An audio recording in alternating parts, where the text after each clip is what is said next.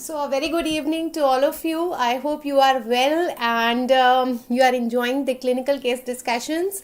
Last time we had seen 3 videos and 2 I had discussed, and third one was a homework for you. So, I hope you people have worked upon it and you have come up with the answer. Can you tell me in the chat box what was that? If you want, I can play it again for you.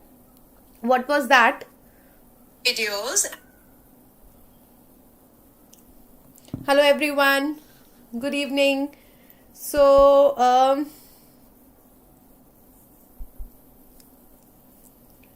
I would try to play it again.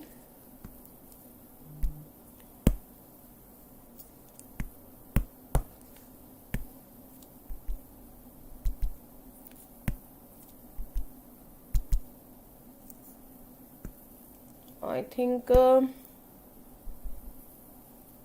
yeah, see, this was the video that I showed last time. Can you tell me what it is and why it is used? Because every time we are working to bring the things in more creative and more interesting manner, because obviously you have to study.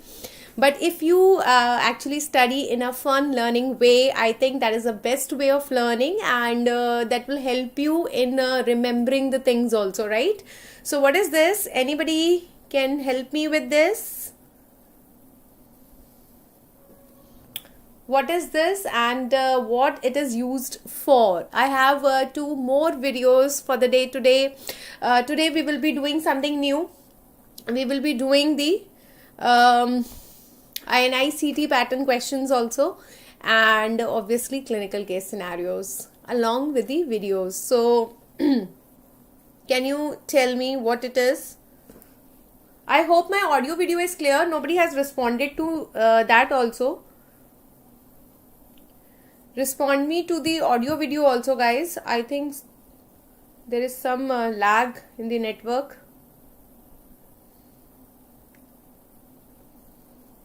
Anybody who can tell me if my audio video is clear and can tell me about this, what it is?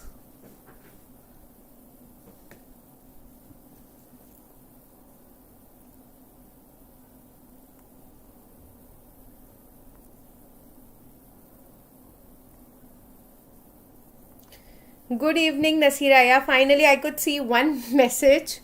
Is my audio video fine? And can you tell me what is this instrument and what it is used for? Anybody who can help us with this one? Nasira is saying nasolacrimal duct patency. Patency, how will you check the patency? For that matter, how we are checking the patency? Patency के लिए we are using the probing and syringing method. So this is not that. Nasira, any other guesses? Yeah. So any other person wants to try what it is? Can you see a very very thin wire kind of a thing, and look at the structure which it is touching. This is a hint for you.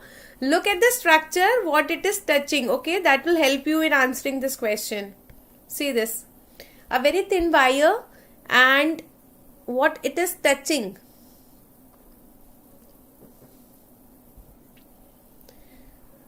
So actually what it is touching? It is actually touching the cornea. So what it is for? Aman is saying no idea, ma'am. This is actually a instrument which is called as the esthesiometer.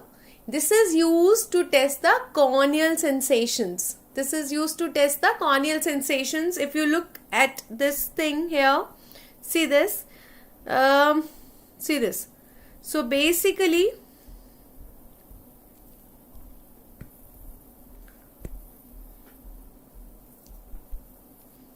if you see here, this instrument is touching to remove the foreign body. No, this is not used for foreign body actually.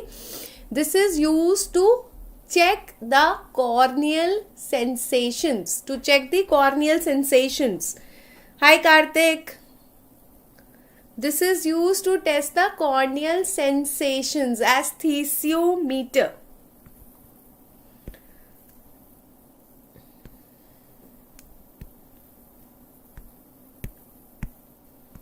This instrument is your aesthesiometer, which is actually an important thing. Again, you can get a MCQ on this, right? To test the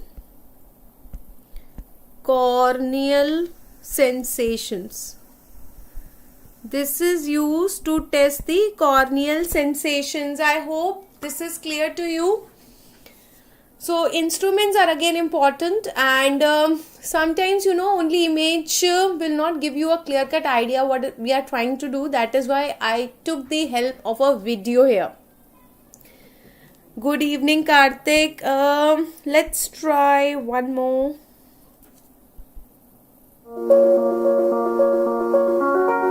See this, what they're trying to show. What are they trying to test? Can you tell me?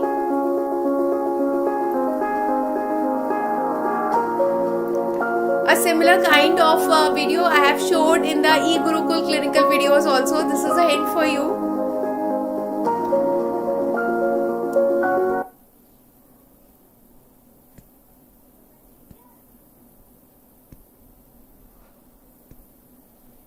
Try to see what is this. A similar kind of video you have in your eGurukul also, where I am doing the same procedure. Can you tell me now what is this instrument and what we are trying to do here? A very easy one. Yes, Prabhakar. Yeah, so it's a tonometry. But what kind of tonometry is this, guys? What kind of tonometry? Previous time also we had done with one kind of tonometry. What is this kind of tonometry? What is the full name? And you can see a table also in the last, which is pasted around this table, and we are taking the reading. What is the name of that conversion table? What is the name? Yes, Nasira and Vijay, Prabhakar, you people are right. We are trying to measure the IOP. So what is this instrument called as, where we are trying to measure? Hi Ramanand. This is not applanation tonometry. This is tonometry. You people are correct, but this is not applanation tonometry. What is this? Yes, I can see a right answer also. What about others? And what is the name of this conversion table? No, it's not Goldman's. Goldman's though, last time we had done Goldman's. This is not Goldman's. Vijay, you are correct. Yes, one more. Yes, now I am getting the right answers. So what is the full name of this, and what is the name of the conversion table, guys? What is the name of that conversion table?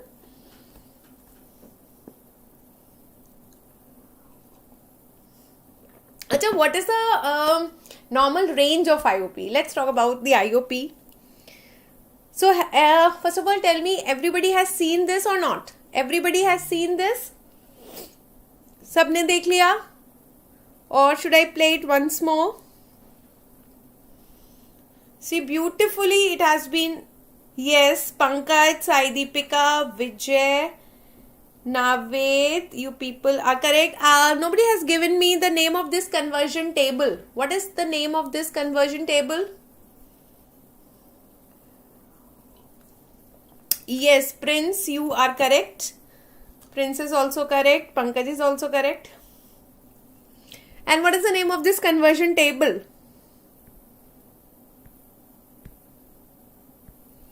Tell me the name of the conversion table also.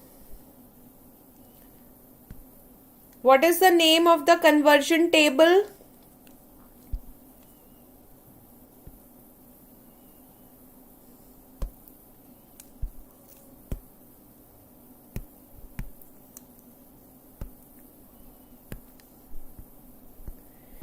So basically this is your Schiot's indentation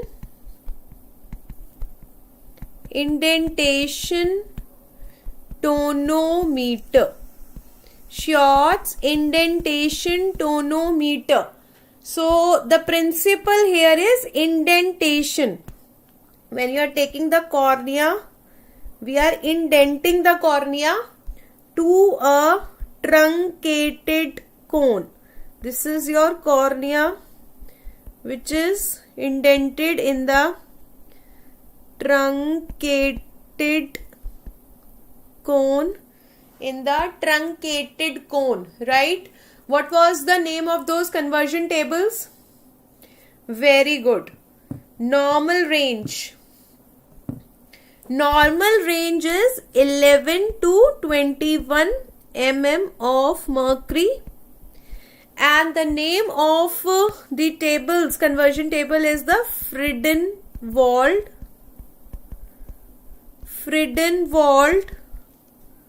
nomogram. Frydenwald nomogram conversion tables. Frydenwald nomogram conversion tables. Now, somebody has answered me pachymetry. Can you tell me what is pachymetry? This is not a pachymeter.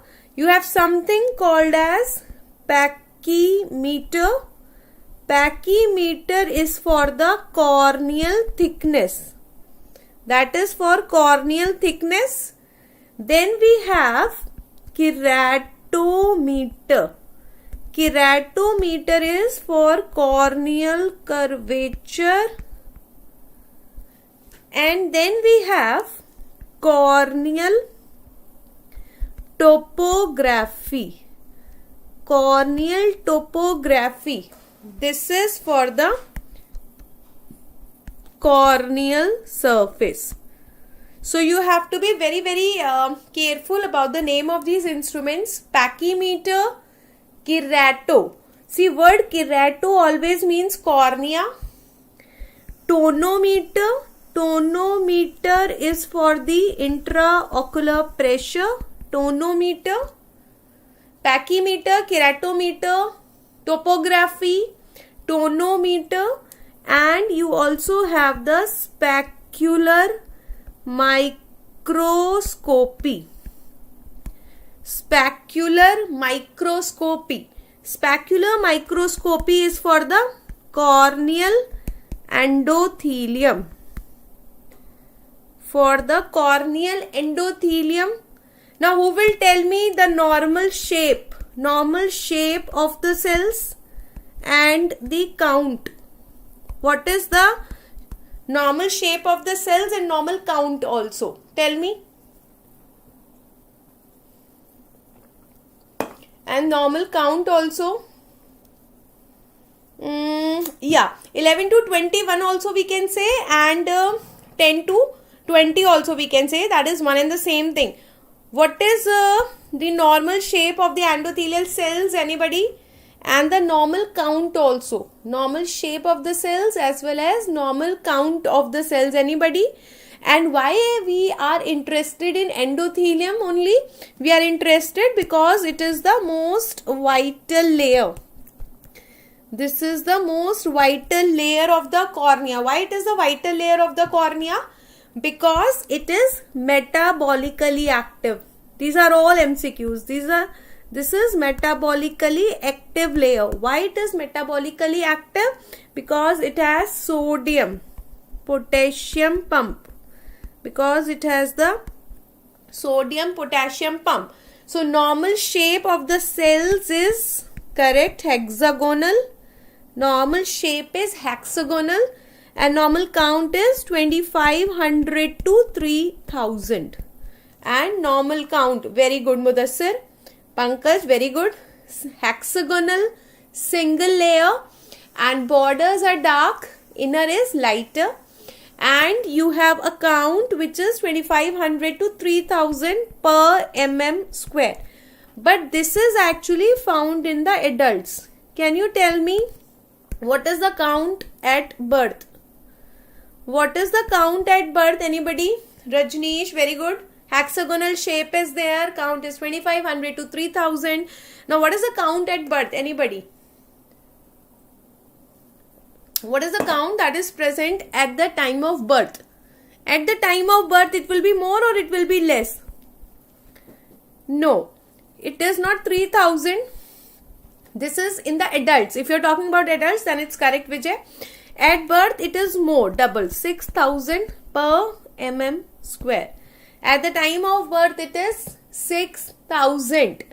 Now yes, okay, so you can give a range from 2500 to 3000. Very good. From 2500 to 3000. At the time of birth it is double, it is 6000, and it is decreasing at the rate of 0.6% per year. It is decreasing at the rate of 0.6% per year. So what is the landmark for corneal decompensation? Corneal decompensation means how many cells should be there when we say it is decompensated. Cornea is decompensated if it is less than 500. If you have got only 500 cells per millimeter square or less than 500, then we say there is a corneal decompensation.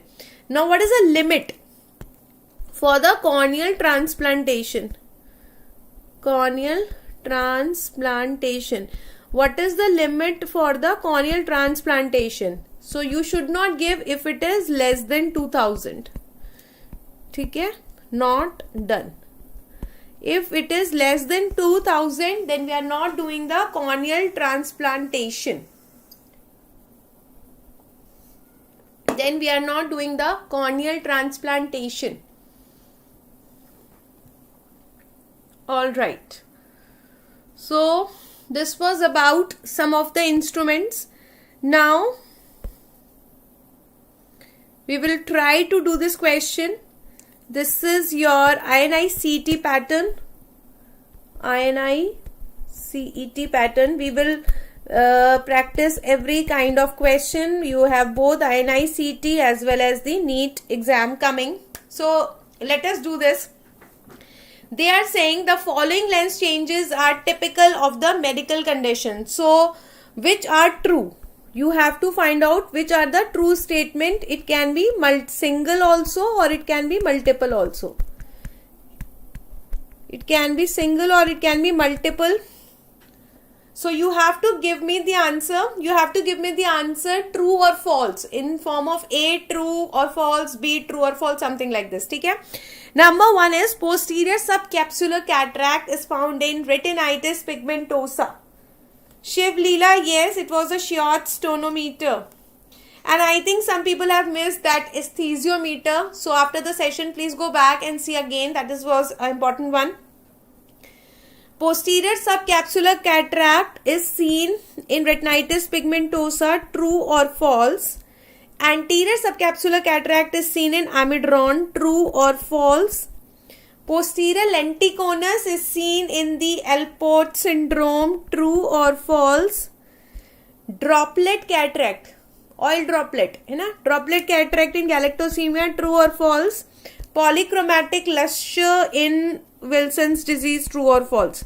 So give me the answer. Which statements are true? Which statements are true? A, B, C, D, E. Number 1, posterior subcapsular cataract in retinitis pigmentosa. So what kind of cataract you are going to find in the retinitis pigmentosa? We get the complicated cataract. Complicated cataract. I think I am getting the answers somewhat late.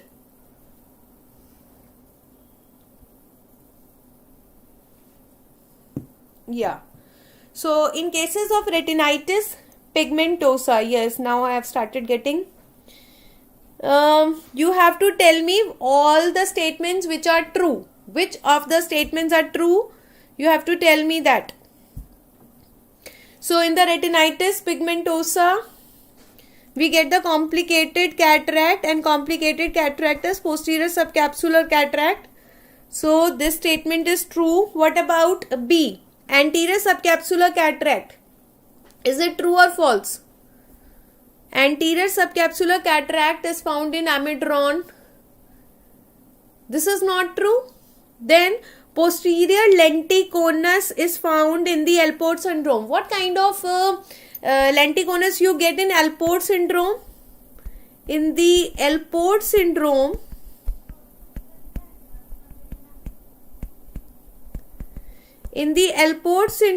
you get anterior lenticonus. Anterior lenticonus also you get, but that is more characteristic than the posterior lenticonus. So these are very, very close options, and this is actually the beauty of INI-CT questions. Question is not tough, options are tough. So options are close. So they are not saying it's pathognomic actually. They are saying that it is found. So obviously I cannot consider it as false. Posterior lenticonus is found, but they are saying typical. Is it typical? So no, anterior subcapsular cataract is found in the amidron, but it is not characteristic. Posterior lenticonus is found in the Alport syndrome, but it is not characteristic. Characteristic is the anterior lenticonus. Droplet cataract. What about the droplet cataract?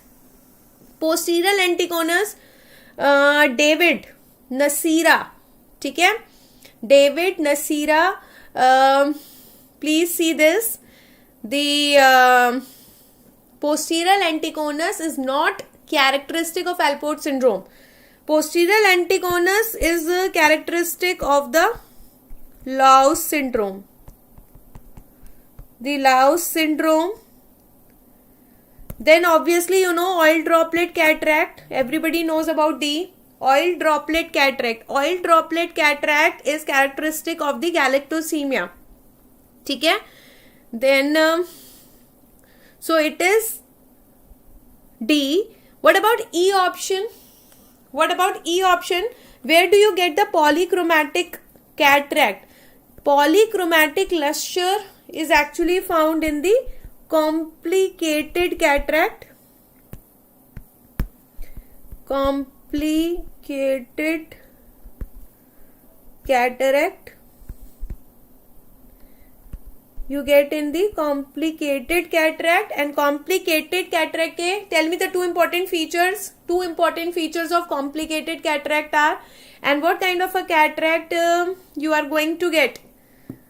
What kind of cataract you are going to get in the Wilson's disease? In the Wilson's disease, that is again very, very important, and I keep on teaching the Wilson's disease. So if you talk about the Wilson's disease, this is the inborn error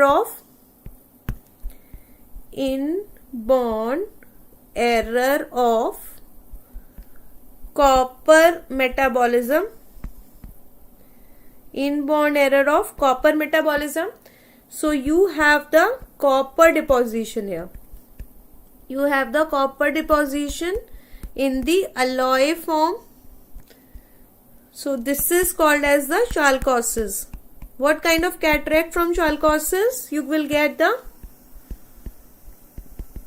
sunflower cataract. Here you get the sunflower cataract. So it is not the polychromatic cataract that you get here. It is actually the sunflower cataract. So this is also false. So what will be my options? What will be my option? The answer will be A and D. Please see the answers. All those who were asking me the answer of this. Yes.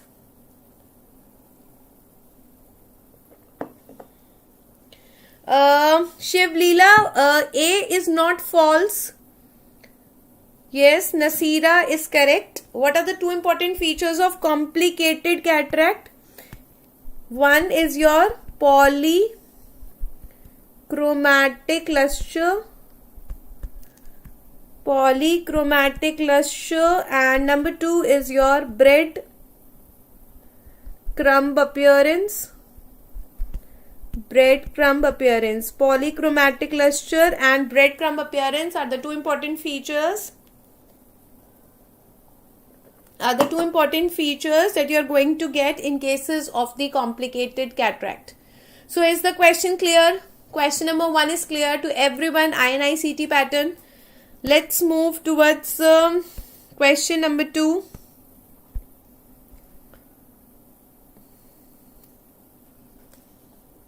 Let's see the question number 2. With regard to the following visual field effects, which is true statement. So you have to find true, is or are. So you have to see number 1 is a right temporal lesion causes left superior homonymous quadrant enopia. So you have to tell me, is it true or false? A left superior occipital lesion will give you right inferior homonymous quadrant enopia. True or false? A junctional scotoma comprises a central scotoma in the one eye and supratemporal field loss in the other. True or false? Then you have a junctional scotoma, that is a feature of Foster-Kennedy syndrome. True or false? Bitemporal hemianopia from a pituitary lesion usually begins superiorly. True or false? So you have to tell me the true statements. Which of the following are true statements? Everybody has understood this. Sunflower cataract is found in, yes, Charcot-Masoch's penetrating trauma and the Wilson's disease. Very good, Shivlila. Yes. Shivlila, it's not breadcrumb, it's crumb. B. Okay. Alright. So, first of all, the temporal lobe lesions. If I talk about the temporal lobe lesions, so if I talk about the optic radiations,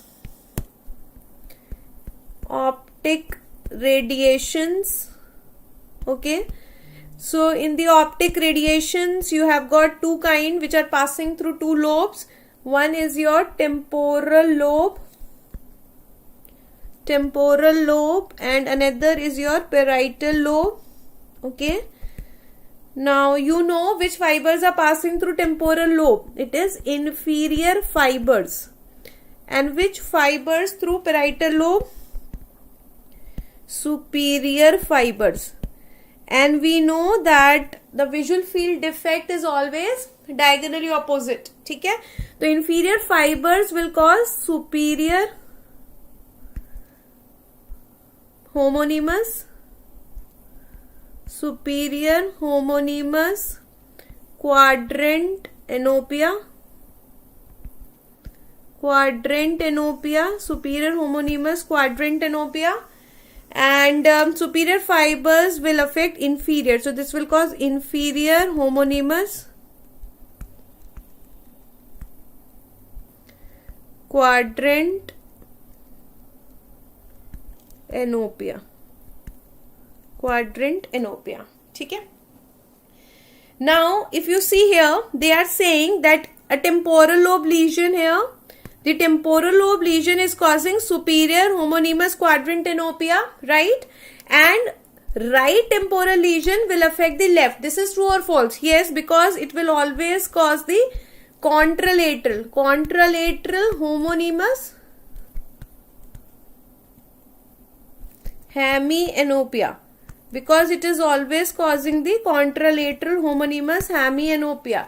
So obviously if it is a right lesion, it will cause a left homonymous quadrant enopia. What is this called as? Superior one is called as pie in the sky, and the inferior is called as pie in the floor. Pie in the sky, pie in the floor. So this statement is true. I hope this is very, very clear. Yes, Avinash is there. So yes, Avinash. Balaji, Farhan, yes.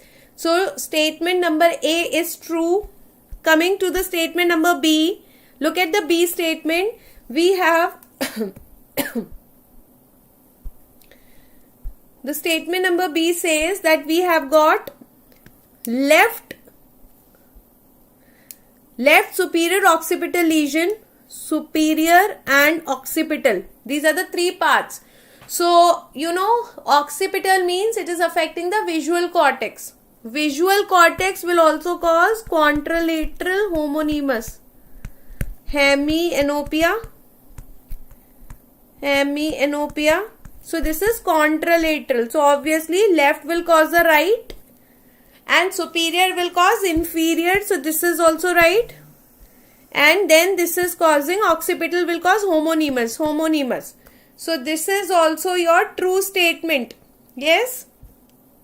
So, you can see that this statement is also true. This statement was also true. This statement is also true. So, everybody has understood the statement number B also, why it is true. Coming to the statement number 3, a junctional scotoma. Junctional scotoma, what is junctional scotoma? Where do you get the junctional scotoma?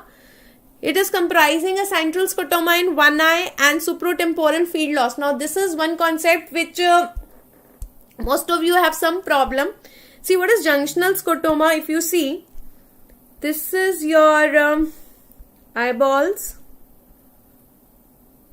And this is also your eyeball. See. Now, we have divided this into two parts. Nasal, temporal. And then we have the nasal fibers which are crossing over here. Okay.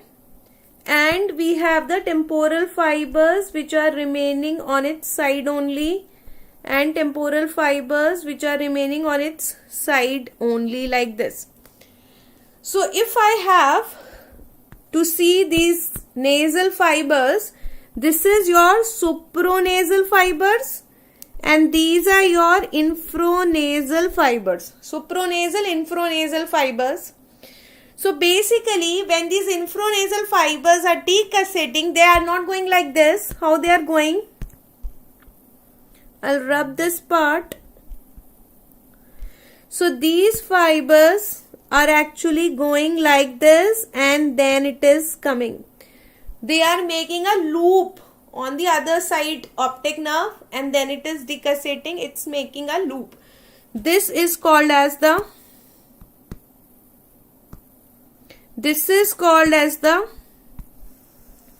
anterior knee of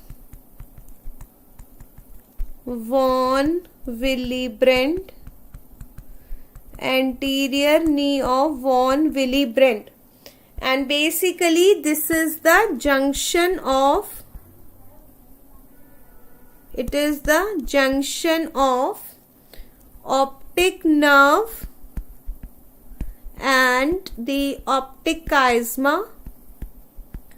Optic nerve and optic chiasma. That is why it is called as the junctional scotoma.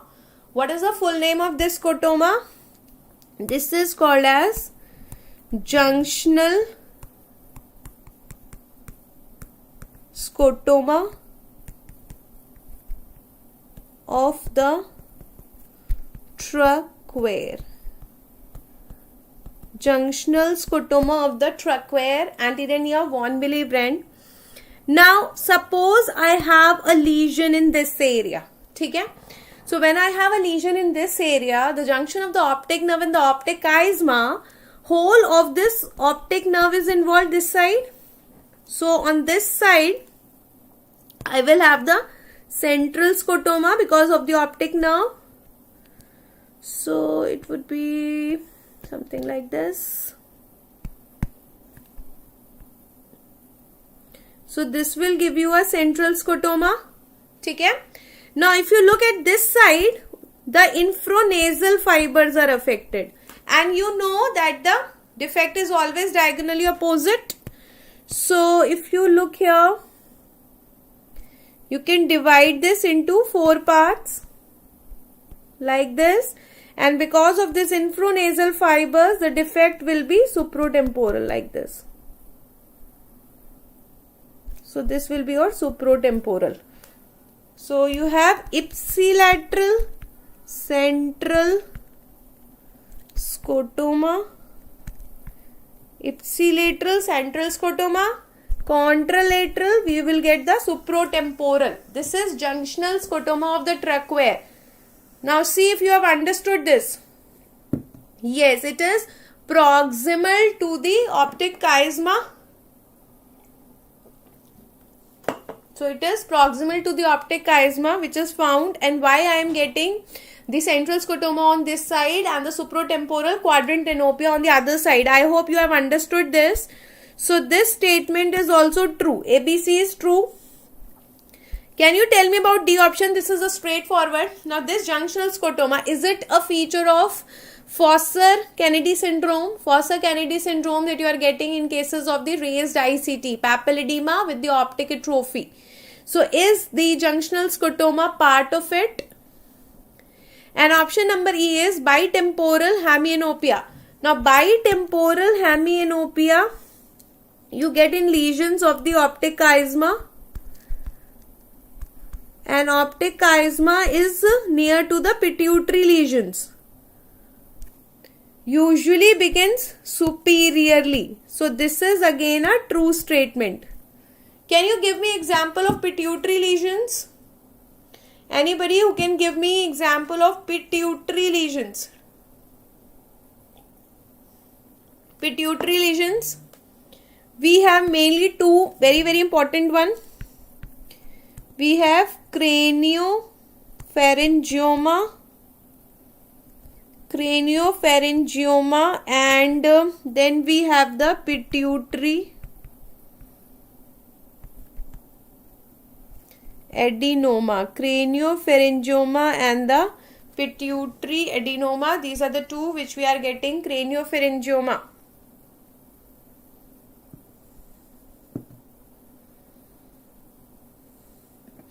No, in the Foster-Kennedy syndrome, we have got the frontal lobe tumor, so it is not compressing the junctional scotoma one. Okay. So Avinash, this is not true. But yes, bitemporal hemianopia you can get from the pituitary lesions, and that starts. So superior one is your craniopharyngioma. Basically, they are talking about craniopharyngioma. So your answer will be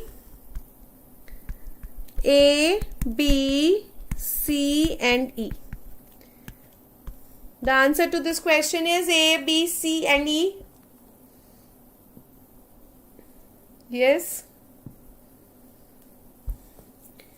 Now, one more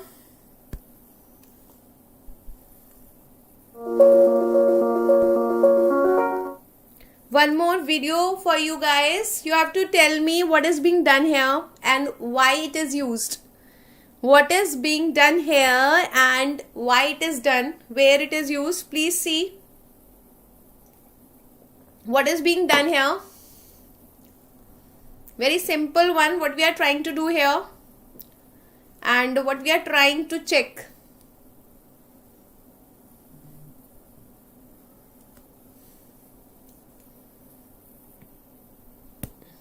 Okay, let's see again. One more time.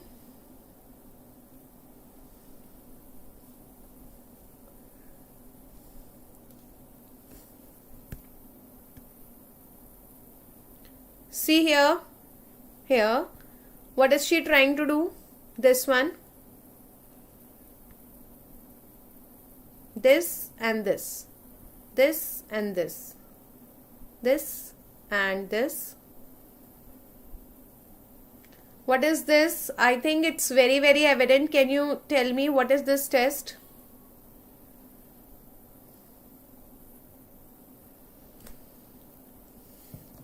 Can you name this test?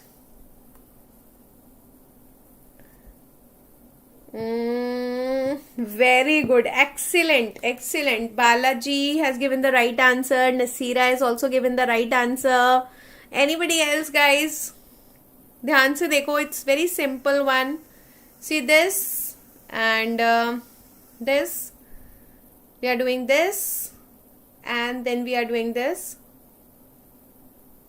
Very good, Pankaj. Oh, very good. See this.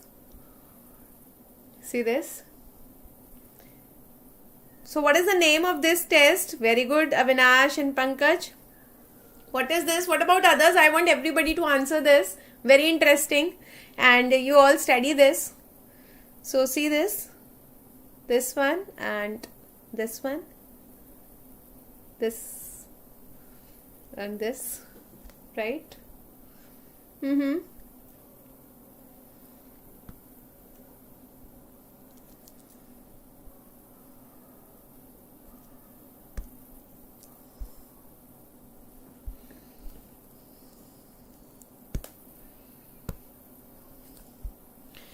Yeah, so this is actually cover uncover test.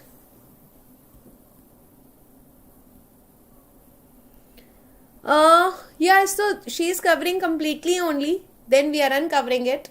We are covering it and uncovering it. So we are doing it completely, Shivleela. I'll show you again.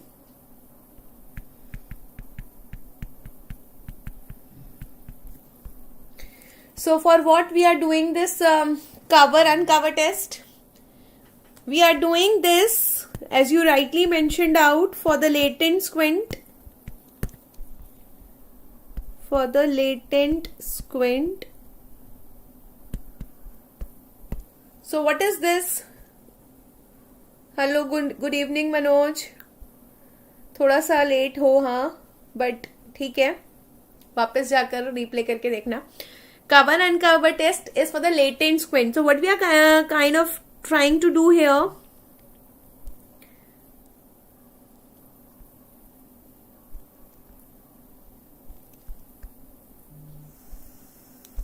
like this.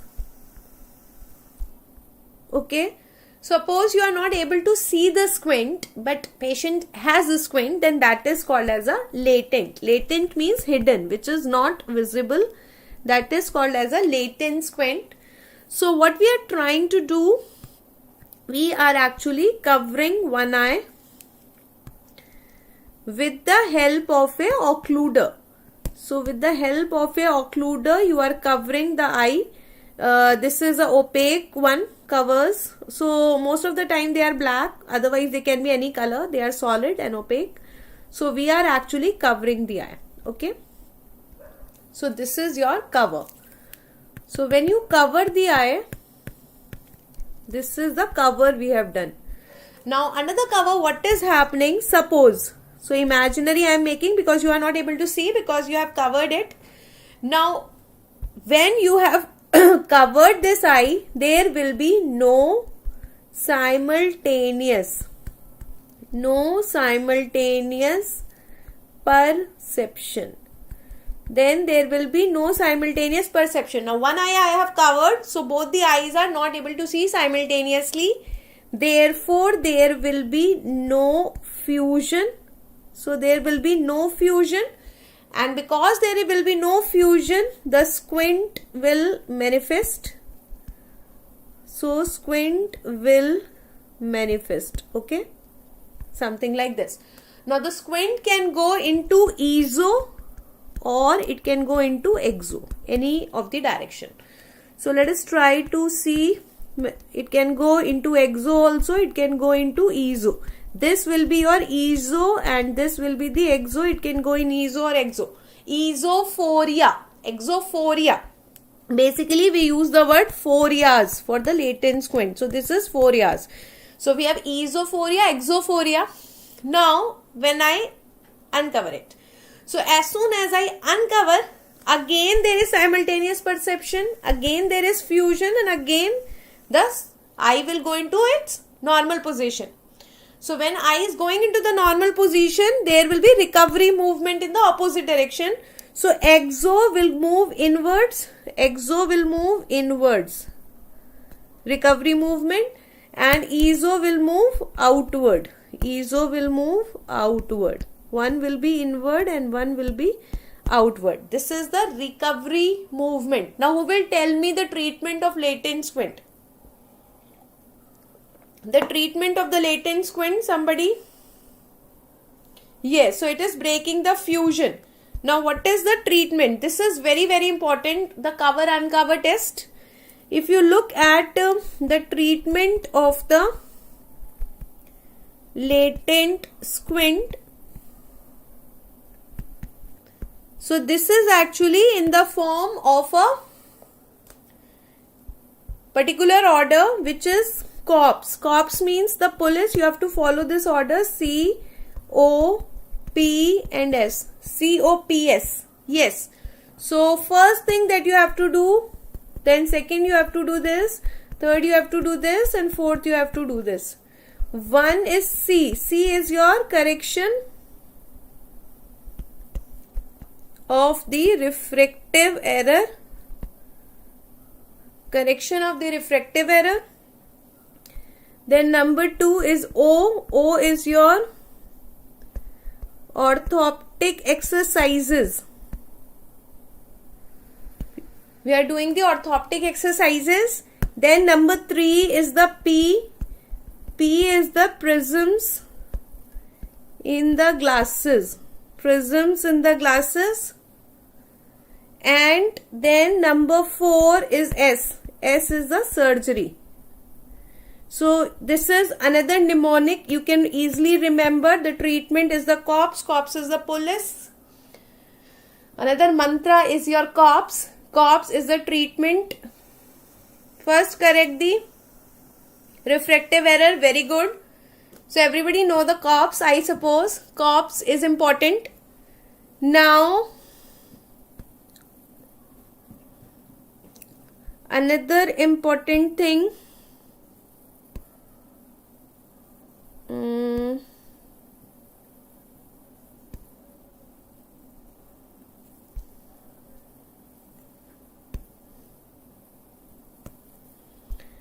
Now let us see one more important question, which is your INI CET pattern.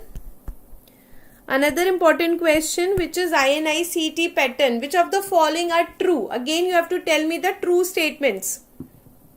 So we are doing so many twists and turns. Sometimes we are doing the video questions, sometimes the case scenarios, and sometimes INI CET pattern questions also. Now you have to tell me the true statements. Number 1, Leber's hereditary optic neuropathy. This is actually Avinash, it is COOSP. It's not PS, it is SP. Okay. So this is your Leber's hereditary optic neuropathy. Do you remember the mantra of Leber's hereditary optic neuropathy? I have given you that prior. Previously, I have given you a mantra for this Leber's hereditary optic neuropathy. Do you remember M3P5? This will help in solving this question. Number 1 is your, it causes painless vision loss, true or false. Uthoff symptoms is a recognized symptom, true or false. Affected males do not pass the condition, true or false.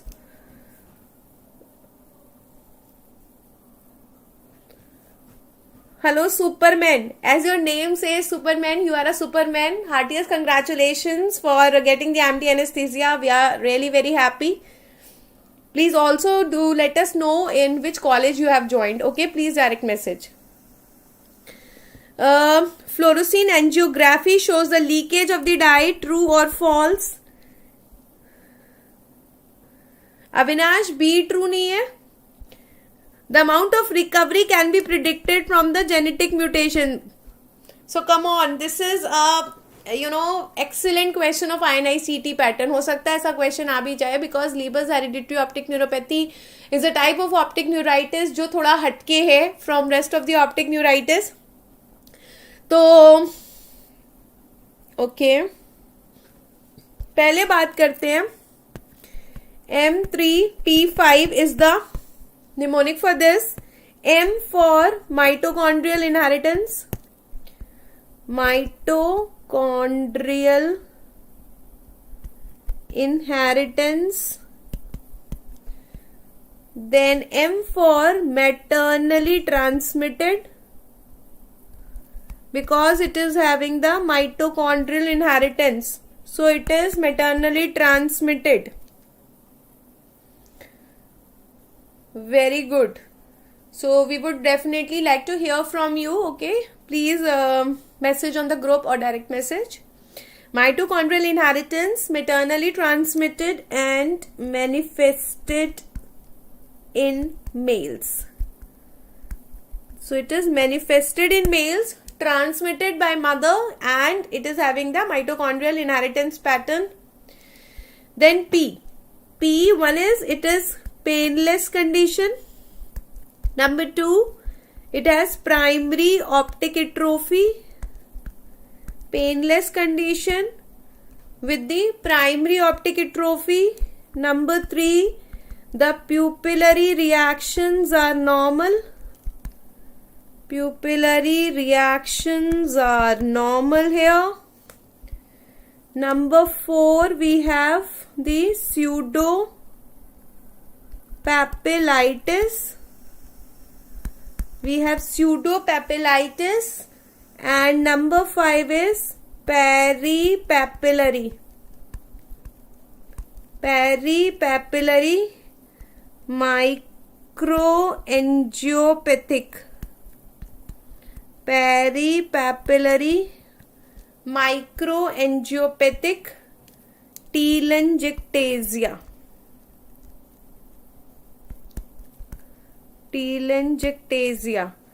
Peripapillary microangiopathic telangiectasia, M3P5. Please write this mantra. This is again very, very important. 2 mantras of the day you have seen. One is your corpse, another is this. Then the 3 videos you have seen, and we have discussed so many topics in the INICET pattern questions.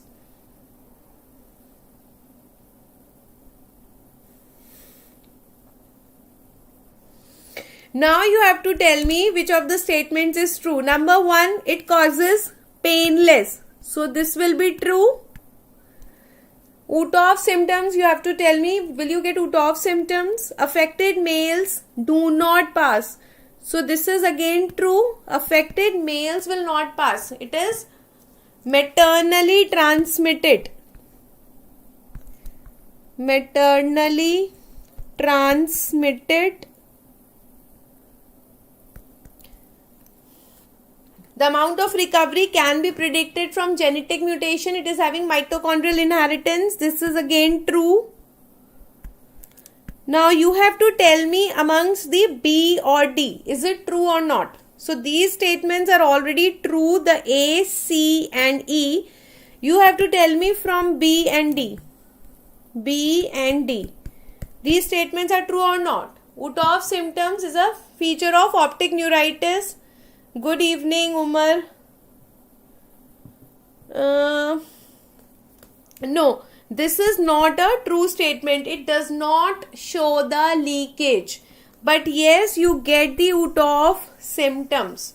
So this is false. Your answer is A, B, C and E. Utov features, Utov symptoms is a recognized feature that you get in cases of optic neuritis. A, B, C and E. What are the features of optic neuritis? Let us discuss the features of optic neuritis. B is true. You get the Utov symptoms in all cases of optic neuritis. B is true. And what are Utov symptoms? In cases of the optic neuritis,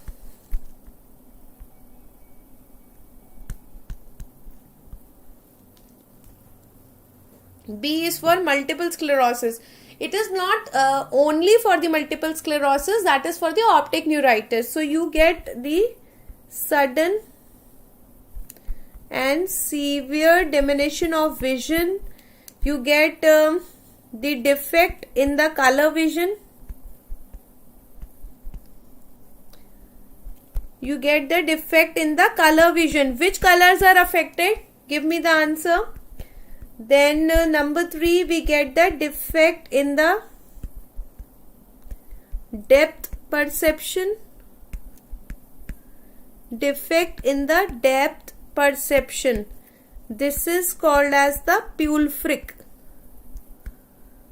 Pulfric phenomenon. And number 4, we get the Uthoff symptoms. Uthoff symptoms are the symptoms which are increased on the exertion or the heat. Exertion or the heat.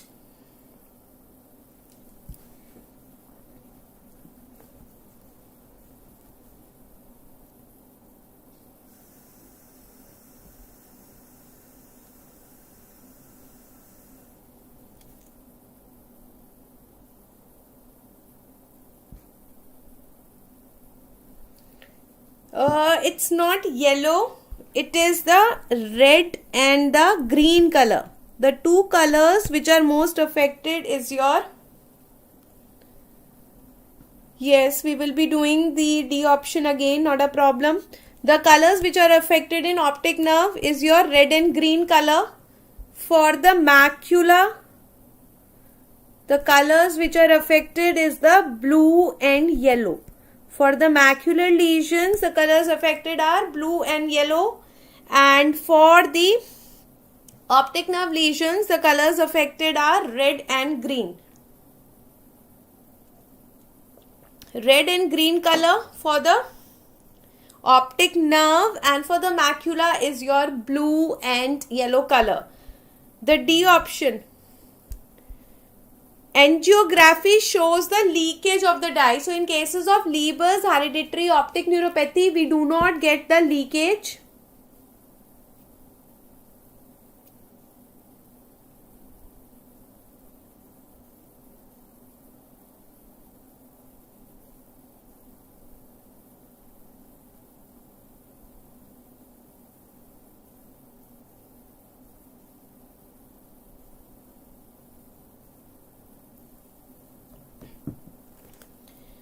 So it causes the painless visual loss in the young patients. We get the Uthoff symptoms. The males do not pass the condition. It is actually maternally transmitted. Angiography will not show the leakage, and the amount of recovery you can predict from the genetic mutation because we have the mitochondrial inheritance pattern. This is your Leber's hereditary optic neuropathy. So we have done with this question also. Once more, I would like to show you the videos so that you can keep on remembering it. See this, we have instilled the topical anesthetic. Patient is lying supine and we are trying to do the Schiot's tonometry. This Schiot's tonometry is your Schiot's indentation tonometry. Schiot's indentation tonometry we are trying to do, where we are having the Friedenwald nomogram conversion tables. Friedenwald nomogram conversion tables we are using to get the IOP. This was one. Then another is this one. Another is this one. Here we are trying to see this.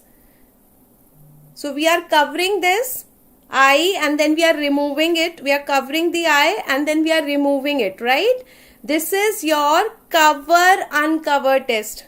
You can see this is your cover uncover test that we are doing for the latent squint. This is used for the latent squint. See, we are covering it fully. वो उस side से पूरा नहीं दिख रहा था. We are covering it fully. So this is actually your cover uncover test that we are doing, that we have done, and the treatment also we have discussed, and the cover uncover test, how it is done, what is the principle that we have discussed. So I think this is all for today. Please do revise these videos and the concepts that we have done for today, and next Saturday again we will be there with some new important clinical case scenarios. Thank you, goodbye, and happy ophthalmology.